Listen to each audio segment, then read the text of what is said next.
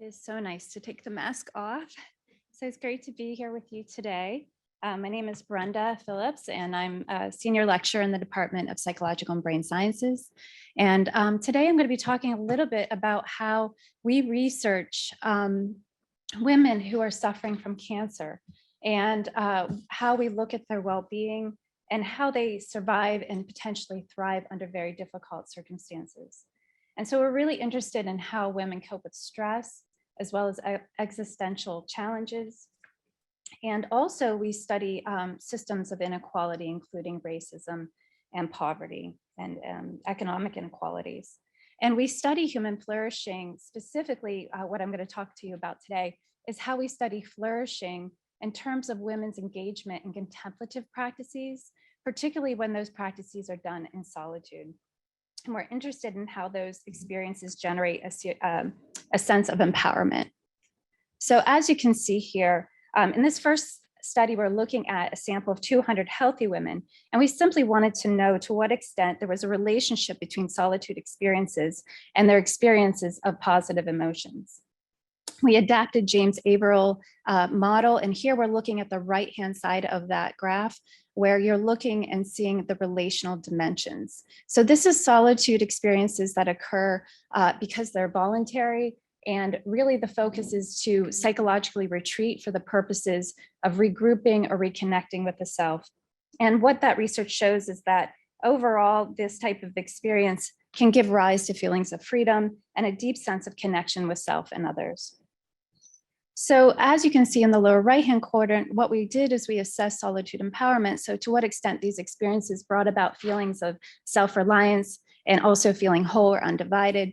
And we found that they were associated significantly with a host of positive outcomes of well-being measures. And solitude empowerment was also negatively associated with self-silencing.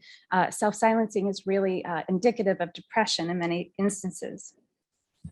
So we also asked women about the primary reasons they seek solitude, and many talked about this need to step away from social roles, and also just with the intention of returning to the relationships, feeling more fulfilled and having a better focus. We found that over 60% of women felt that gender mattered in this situation, that it was easier for women than men, or sorry, for men than women to actually seek solitude.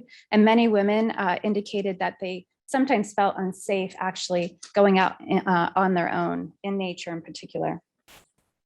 In a second study, and this is work-based that began at the Healing Garden out in Harvard, Mass, where I work as a meditation facilitator.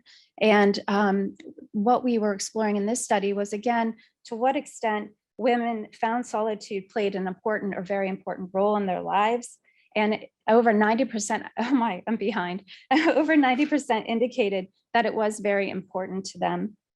And they also indicated that time in nature was important overwhelmingly. So they spent a lot of time in nature when they could. And often this meant simply sitting outside and taking a moment and a break from their daily lives. And lastly, because in this past two studies, we failed miserably to recruit a diverse sample, we're now working with community partners to develop a study for Black women in Boston.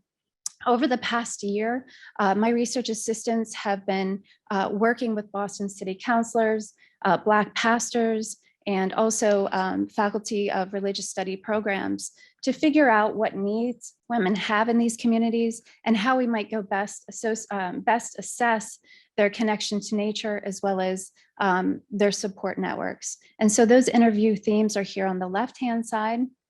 And on the right, you're seeing some of the challenges and goals that we identified. And I'll just end by saying that we really hope to develop what we call place-based or nature-based initiatives that would allow us to integrate both the spiritual and psychological aspects of support for these women. So thank you so much. And I have a wonderful picture of my research assistants there, so thank you.